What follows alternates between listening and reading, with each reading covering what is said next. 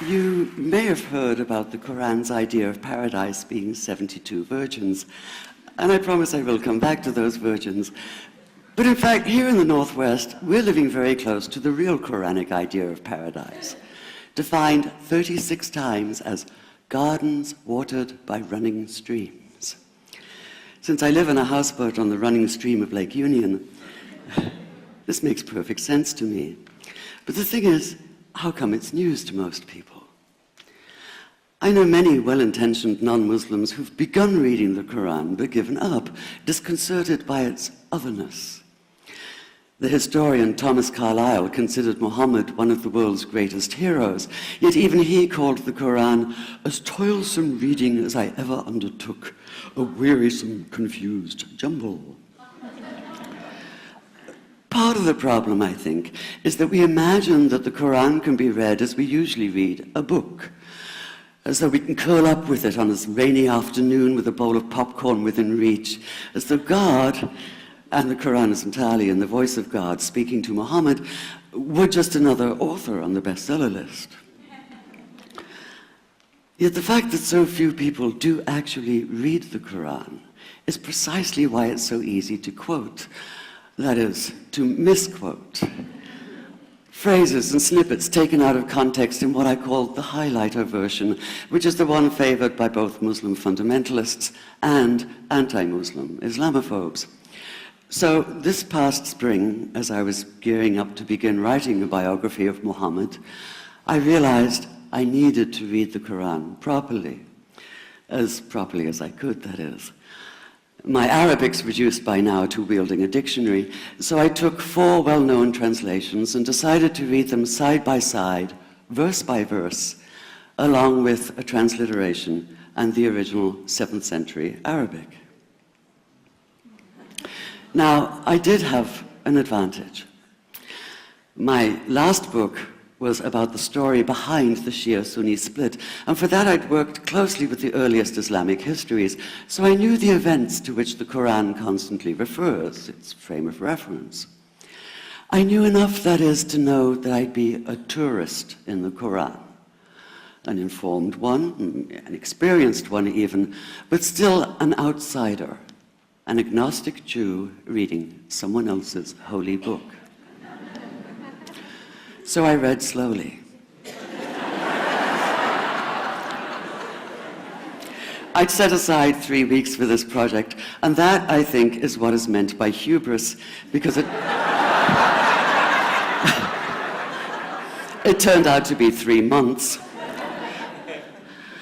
I did resist the temptation to skip to the back where the shorter and more clearly mystical chapters are, but every time I thought I was beginning to get a handle on the Quran, that feeling of, I get it now, it'd slip away overnight, and I'd come back in the morning wondering if I wasn't lost in a strange land. And yet the terrain was very familiar. The Quran declares that it comes to renew the message of the Torah and the Gospels, so 1/3 of it reprises the stories of biblical figures like Abraham, Moses, Joseph, Mary, Jesus. God himself was utterly familiar from his earlier manifestation as Yahweh, jealously insisting on no other gods. The presence of camels, mountains, desert wells, and springs took me back to the year I spent wandering the Sinai desert. And then there was the language, the rhythmic cadence of it, reminding me of evenings spent listening to Bedouin elders recite hours-long narrative poems entirely from memory. And I began to grasp why it's said that the Quran is really the Quran, only in Arabic. Take the Fatiha, the 7-verse opening chapter that is the Lord's Prayer and the Shema Israel of Islam combined. It's just 29 words in Arabic, but anywhere from 65 to 72 in translation. And yet the more you add, the more seems to go missing. The Arabic has an incantatory, almost hypnotic quality that begs to be heard rather than read, felt more than analyzed. It wants to be chanted out loud, to sound its music in the ear and on the tongue. So the Quran in English is a kind of shadow of itself, or as Arthur Arbery called his version, an interpretation. But all is not lost in translation. As the Quran promises, patience is rewarded, and there are many surprises. A degree of environmental awareness, for instance, and of humans as mere stewards of God's creation, unmatched in the Bible.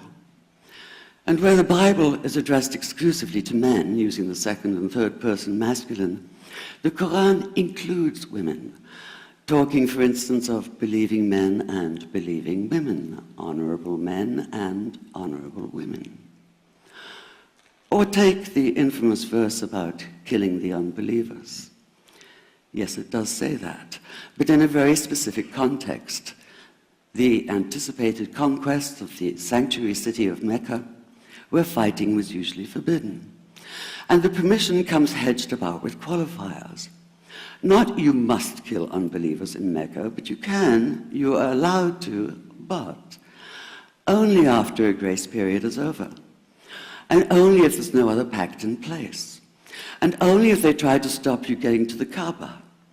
And only if they attack you first. And even then, God is merciful, forgiveness is supreme, and so, essentially, better if you don't. This was perhaps the biggest surprise. How flexible the Quran is, at least in minds that are not fundamentally inflexible. Some of these verses are definite in meaning, it says, and others are ambiguous. The perverse at heart will seek out the ambiguities, trying to create discord by pinning down meanings of their own. Only God knows the true meaning. The phrase, God is subtle, appears again and again. And indeed, the whole of the Quran is far more subtle than most of us have been led to believe, as in, for instance, that little matter of virgins and paradise. Old-fashioned Orientalism comes into play here. The word used 4 times is huris, rendered as dark-eyed maidens with swelling breasts, or as fair, high-bosomed virgins. Yet all there is in the original Arabic is that one word, huris. Not a swelling breast or high bosom in sight. Now, this may be a way of saying pure beings, like in angels, or it may be like the Greek kos, or koi, an eternal youth. But the truth is, nobody really knows, and that's the point.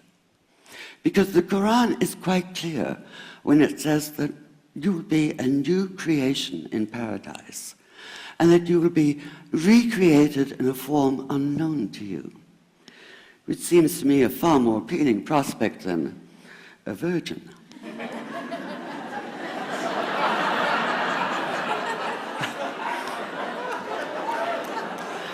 And that number 72 never appears.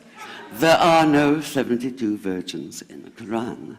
That idea only came into being 300 years later, and most Islamic scholars see it as the equivalent of people with wings sitting on clouds and strumming harps. Paradise is quite the opposite. It's not virginity, it's fecundity, it's plenty, it's gardens watered by running streams. Thank you.